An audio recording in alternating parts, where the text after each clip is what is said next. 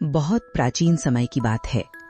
एक घने वन में एक तपस्वी ऋषि वास करते थे, जिनकी तपस्या से देवलोक तक कांप उठता था। उनके पास एक दुर्लभ प्राणी था, एक सफेद कौवा। वो कौवा अत्यंत बुद्धिमान, तेज और वफादार था।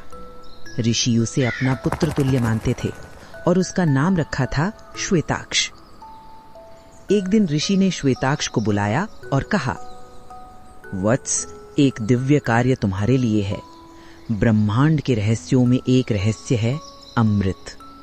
तुम्हें उसकी केवल जानकारी लानी है, उसका सेवन नहीं करना है। अमृत का पान केवल नियत आत्माओं के लिए होता है। यदि तुम उसे पियोगे तो तुम ऋषि वचन भंग करोगे और उसका भयंकर परिणाम भुगतोगे। श्वेताक्ष ने सिर झुकाकर वचन दिया और उड़ चला आकाश में, अमृत की खोज में। अमृत की प्राप्ति और मोह। वर्षों तक आकाश, धरती और समुद्रों को पार करने के बाद अंततः श्वेताक्ष को हिमालय की एक रहस्यमयी गुफा में अमृत कलश मिला। वो स्वर्ण से दमक रहा था। उसकी सुगंध से ही जीवन ऊर्जा फूट रही थी।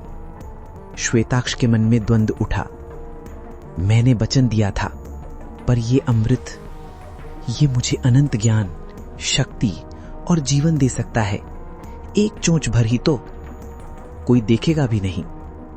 लोभ जीत गया और श्वेताक्ष ने अमृत पी लिया। पश्चाताप और श्राप। वापस लौटकर जब उसने सच्चाई ऋषि को बताई तो ऋषि का मुख तेज से दहक उठा। तुमने मेरा विश्वास तोड़ा। तुमने अपनी अपवित्र चोंच से पवित्र अमृत को छूकर उसका अपमान किया। तुमने अमृतत्व पाया, परंतु अब शांति से जीना तुम्हारे भाग्य में नहीं। क्रोधित ऋषि ने आकाश की ओर देखा और गर्जना की, तुम शापित हो। अब से तुम काले हो जाओगे।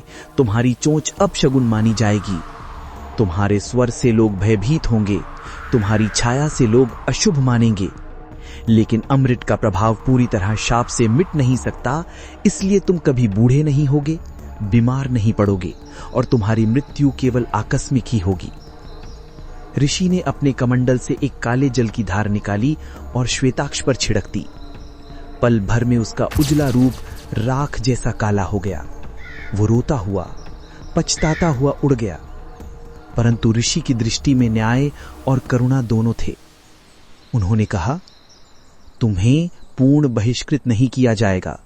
हर वर्ष भाद्रपद के महीने में जब लोग पितृ तर्पण करेंगे, वे तुम्हें पूर्वजों का प्रतीक मानकर सम्मान देंगे। तुम्हारी पुकार से पितरों की उपस्थिति मानी जाएगी। तभी से कौवा न केवल अशुभता का प्रतीक बना, बल्कि पूर्वजों और आत्मा के रहस्यों का संकेत भी। आज भी जब कोई कौवा बोलता है तो लोग पूछते हैं कि कौन आएगा। शायद ये उसी श्वेताक्ष की अमर पुकार है, जो अनंत जीवन लेकर भी प्रायश्चित की अग्नि में जलता है। शिक्षा। वचन की मर्यादा सबसे बड़ा धर्म है।